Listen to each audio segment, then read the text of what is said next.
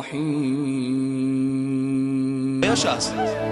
يقول دخلت أنا وفاطمة على النبي صلى الله عليه وسلم ووجدناه بكاء شدید. ببین یبکی بکاء شدید. حضرت علی میگوید بار با همراهی دختری حبیب خدا فاطمه. شما میدونید که حضرت علی داماد حبیب خدا بود، شوهر فاطمه دختری دوستدار حبیب خدا بود که میگوید در چهره از حبیب خدا هیچ دیگرگونی نداشت، بی نهایت با حبیب خدا مانند بودند. میگوید بار دست فاطمه را گرفتم و خانه خسوری خود پدر یعنی فاطمه حضرت رسول اکرم آمدم و وجدناه یبکی بکاء شدید.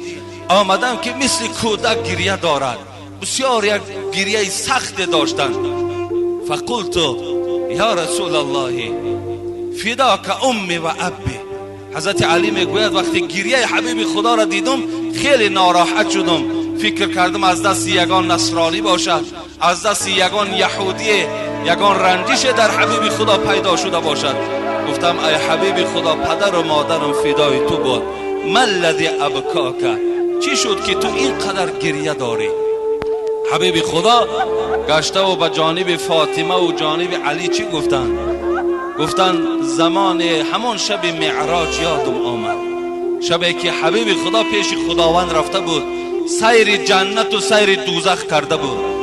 گفت همون زنهایی که در عذاب دیدم همونها پیش خاطرم آمد، دیگر هیچ طاقت ایستادن نکردم، برای زنهای امتم گریه میکنم. فاطمه وقتی که نام زنها را که شنید در حال از حبیب خدا پرسید ای پدر عزیز، گفت چگونه زنها دیدی و چگونه عذاب دیدی؟ خواهرای عزیز انشاءالله من باوری دارم این صدای من شاید به گوش اونها رود، این سخن حبیب خداست. رسول اکرم گفت دیدم یک گروه زنها را دیدم که از مویهای سر آویزان بودند، از مویهای سر آویزان بودند. دویم گروهی را دیدم که از زبانها آویزان بود، در حلق اونها چرک و زقوم همون دوزخ ریخته میشد. سوم طایفه را دیدم که پایهایشان براست سینه ها آمدگی و دستها در پس سر بستگی، مار و کژدم اونها را عذاب میداد. چهارم طایفه که دیدم فقط از سینه ها کشال بودند.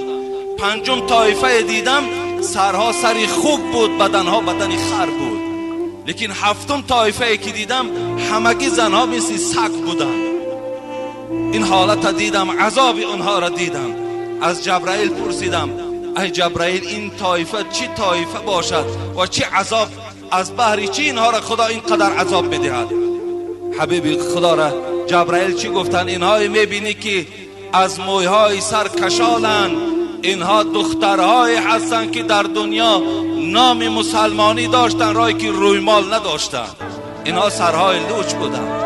از مویهای زیبای اینها تا جایی که شوهرها راحت کنن مردهای بیگانه راحت میکردن. از این پریچاسکه هایی که اینها برای پیدا کردن و برای آماده کردن زنا چقدر زیبا پریچاسکه ها میکردن، اینها همون طایفه های هستن که در دنیا موی سری خدا مردهای بیگانه را نشان دادن. اینها را خدا به همین خاطر از مویهایشان آویزان کردن. گفت دویم طایفه ای که از زبان کشال بودن. فاطمه میپرسد اونها چگونه بودن؟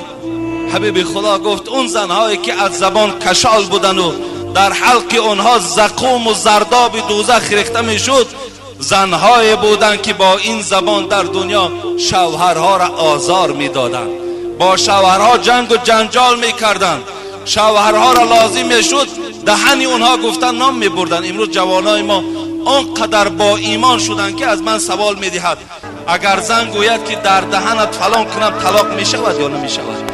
من میگم همین معامله را کی کرد؟ میگوید عائله من بر من کرد. تو چی؟ من توقت میکنم و صبر میکنم و زندگی با این زن میکنم و این زن تربیه میکنم. ببین این از زبان جوانهایی که امروز الحمدلله گویم که ایمان کامل دارن، از زبان همون جوانها صادر